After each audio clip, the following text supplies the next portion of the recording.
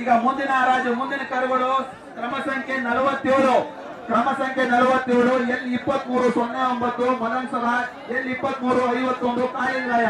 ಸರ್ಕಾರಿ ಸವಾಲ್ 40,000. 1 ಲಕ್ಷ. 1 ಲಕ್ಷ ಡಬಲ್. 1 ಲಕ್ಷ ಬರೋಬ್ಬರಿ 1 ಲಕ್ಷ. ಡಬಲ್. 170. 110. 110. 115. ಈ ಟ್ರೋಫಿ ಮುಂದೆ ನಿಂತ್ಕೊಂಡ್ರೆ 115. 130. 130. ಟೋಕನ್ ಸಂಖ್ಯೆ 135. 135. 136. 37. 137.